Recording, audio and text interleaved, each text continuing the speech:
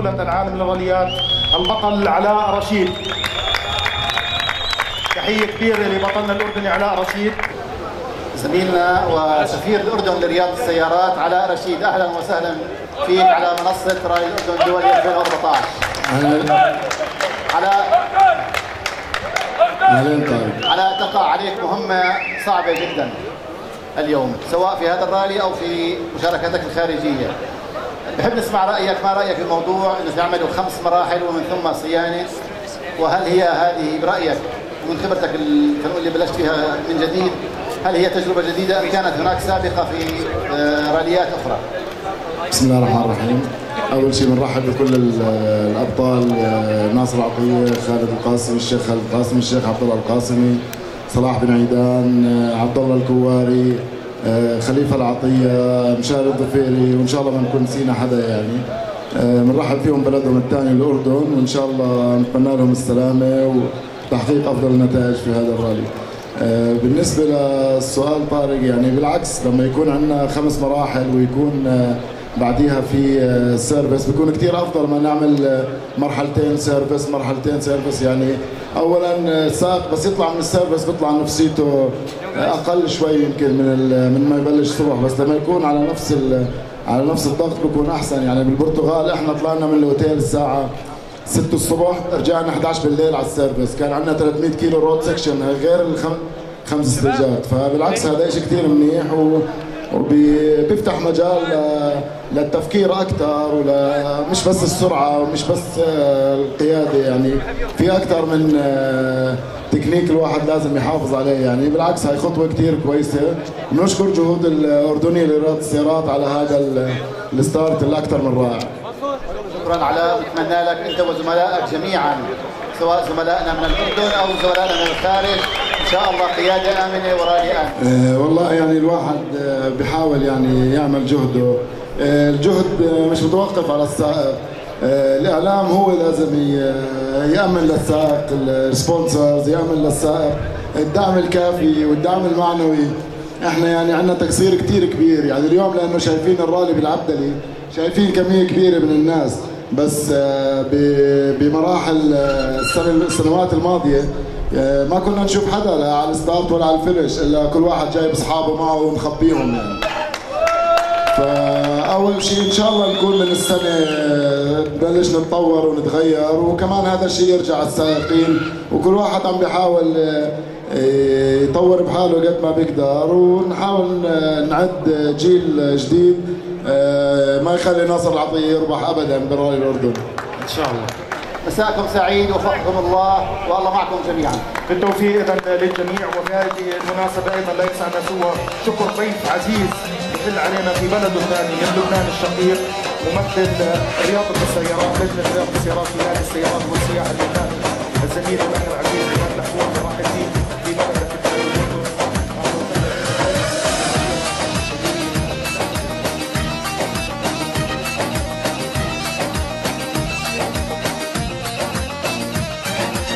هذا الأردن أردننا واغلى من الروح ترابه، هذا الأردن أردننا واغلى من الروح ترابه، الله الوطن قايدنا، الله الوطن قايدنا، ومنقوش على أبوابهم.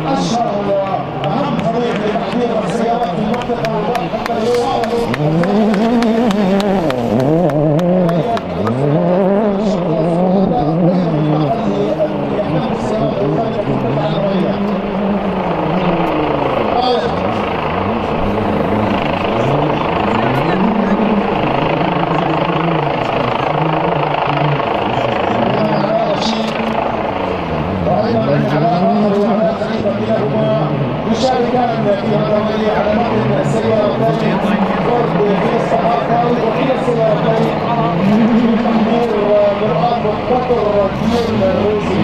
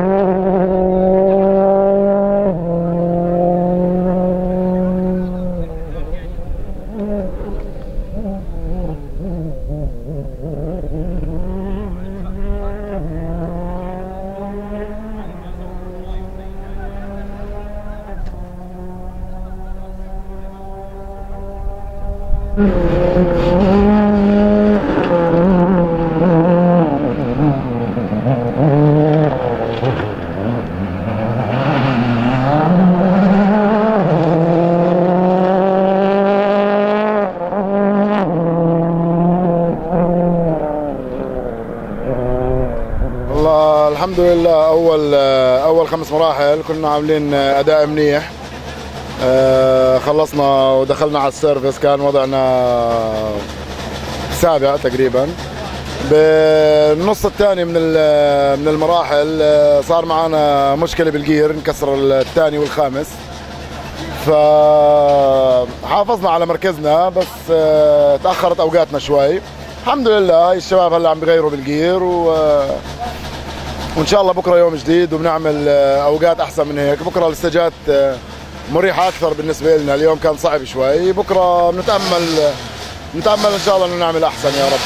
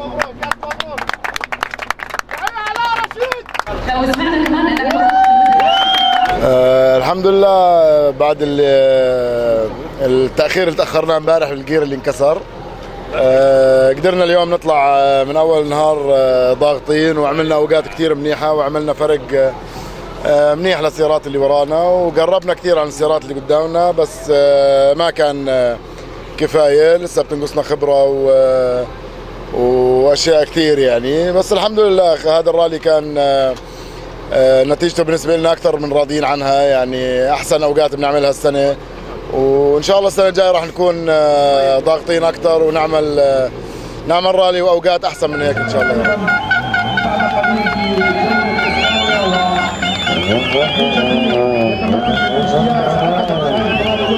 علاء رشيد من الأردن، وإلى جانبه الفلاح اللبناني صاحب الخبرة الكبيرة والإنجازات في شيخ مطر.